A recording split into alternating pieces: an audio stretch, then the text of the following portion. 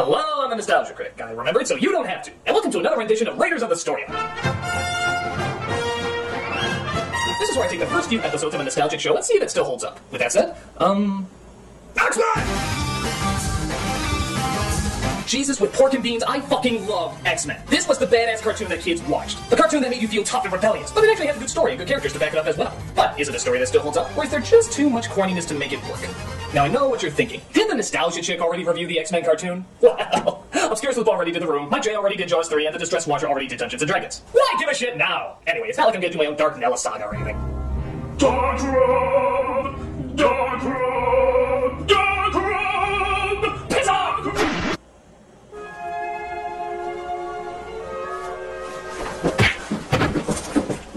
With that said, let's take a look at the first few episodes of X-Men.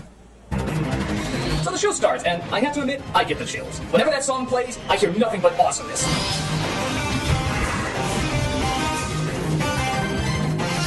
It's the coolest thing ever. I get this overwhelming urge to kick some ass.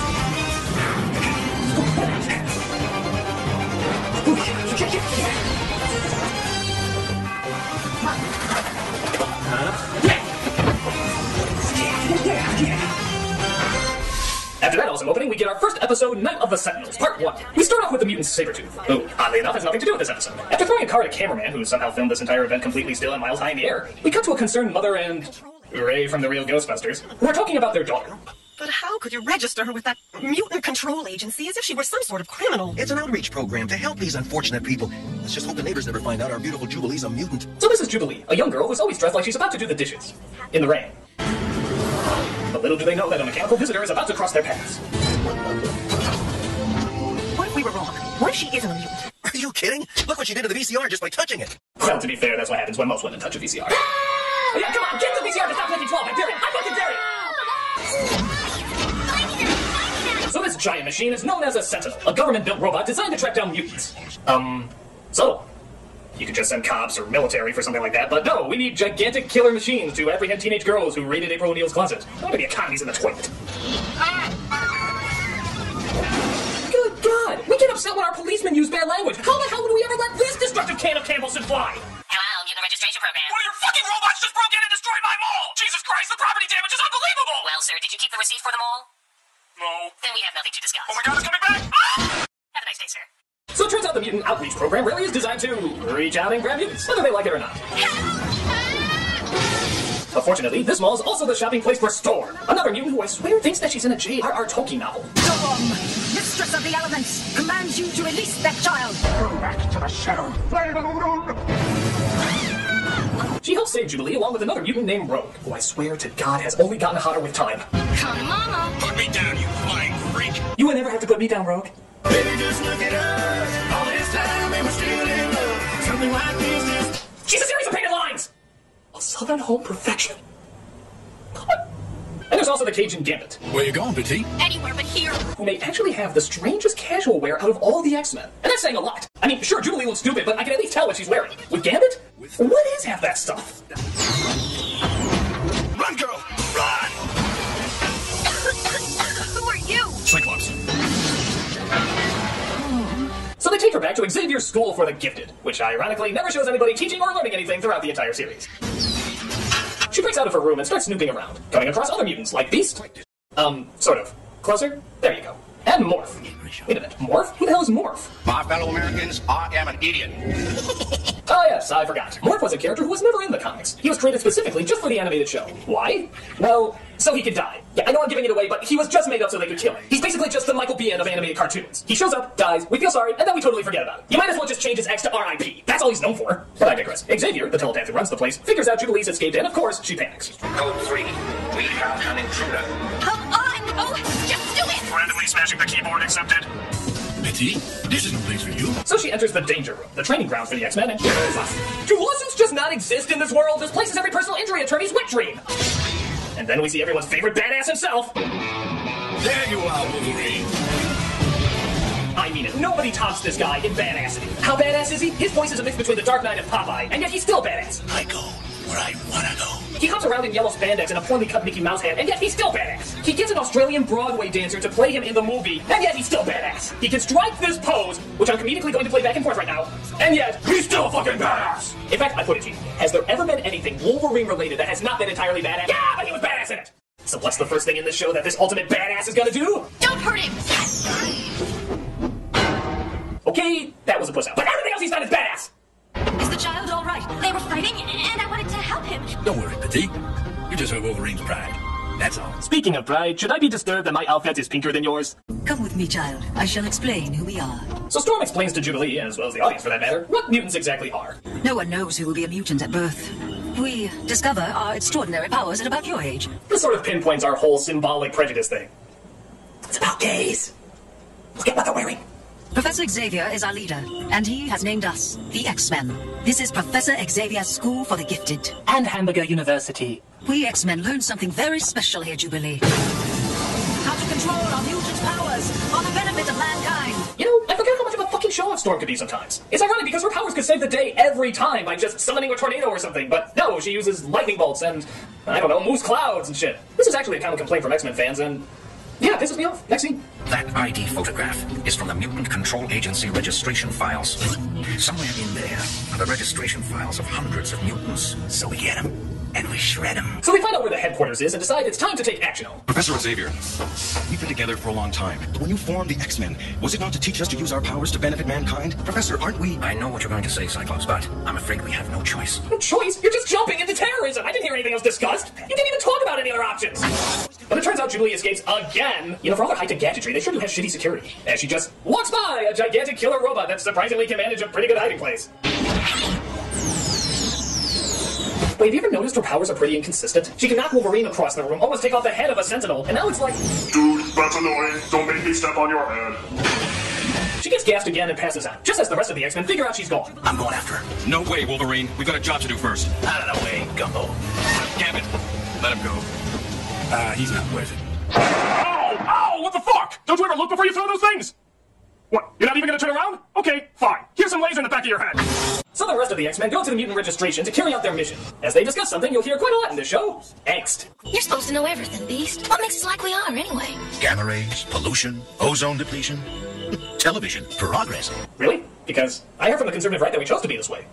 But it turns out Wolverine joins the gang as he couldn't find Jubilee, and they sneak into the place. It looks like clear sailing from here. And thus ends part 1 as we begin part 2 in the next episode. Oh, wait, right after we have one of those classic episode recaps. Just hope the neighbors never find out our beautiful Jubilee's a mutant. Who are you? Cyclops. There you are, Wolverine. I'm not going to kill Jacob Ben. You are. Shields up, Riddler. Batman was tied to a mattress. I am your father. Very free these people! Just wish I knew what was happening in there. As we open in the next episode, we see Wolverine can smell the gun oil and they bust their asses, allowing them to sneak in and destroy all the names in the files. While that's going on, we figure out the location of poor Jubilee. Well, to give credit, that does look like a typical Detroit building. Wake up. I want to ask you some questions, Jubilee. And that is a typical Detroit welcome. You know, maybe the show is more realistic than I give it credit for. Who are these so-called X-Men? Gyrick, why did you bring that mutant here? Who is she? I love how that's the first question he asked. There's a girl strapped to a table, obviously held there against her will, and his question is, who's that? That doesn't look like the other girls who kidnap and hold hostage. Shut up, I need your White Castle! So the files are destroyed and the X-Men try to escape. Gambit, blow that fence. Ooh, we're playing that again. Hey, McFingerteeth young man. Yes, I am. Didn't I tell you? They're sailing all the way. Look out! An ironic twist to what you just said! Wolverine, pull back. What's wrong, Jean? It's Morph. Can't you feel it? It's as if millions of expendable voices cried out in terror and were suddenly silenced. I don't sense anything.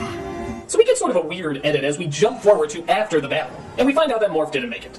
And let's be honest, you're all a little happy. I mean, if you had to hear this again, you'd be kind of happy. Soldier boy here left him behind. For all we know, Morph and Beast may still be alive. Beast is. What about Morph? Well, put it together, Ape Man. Let's see, if Beast is alive, then Morph. Beast is alive, that means Morph. Beast, Morph, Beast, Morph, Beast, Morph. Oh, hey, I get it now! That really sucks! Wolverine. Tell Cyclops I made him a convertible. What happened isn't his fault. Wolverine! It's not your fault either. Pretty sweet, a convertible. So Wolverine has a flashback to just an hour ago. Again, weird editing. And recalls how Morph was killed by just a zap of a laser. And yet Beast gets zapped with the laser and electrocuted on the fence and somehow comes out okay. Beast! I'll get him! Oh, and Rogue gets zapped too. You know what? Maybe Morph was just a pussy. You ever think that? Maybe he was just a giant fucking pussy. It's adamantium tasting time, boys! Please don't show this in the commercial for the show! Hey, I can see my house from here. So we see Cyclops tells the team to retreat, and Beast gets left behind.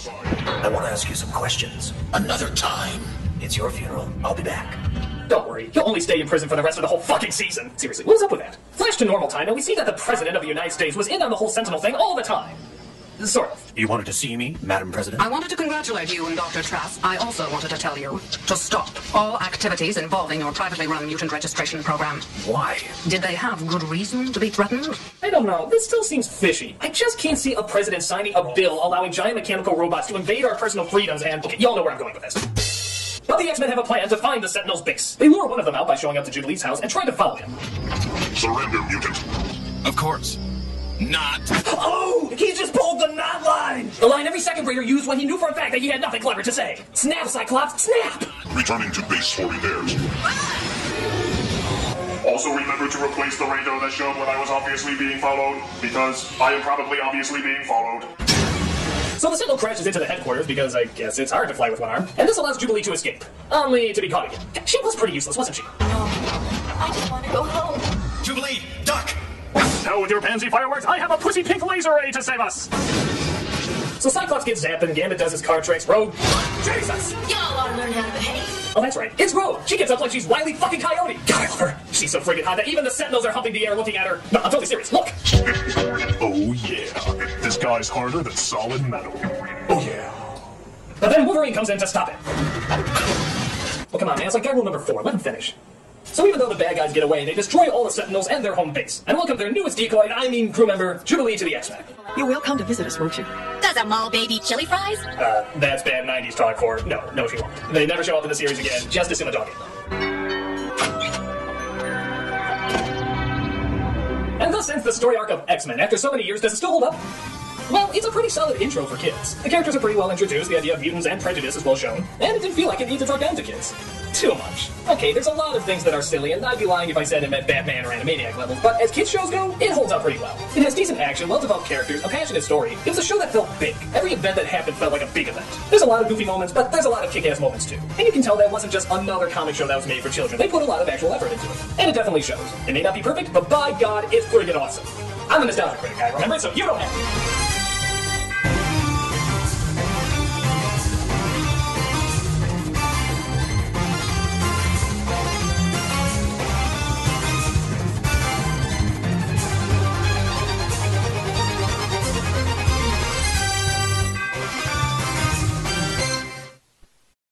Of course. Not.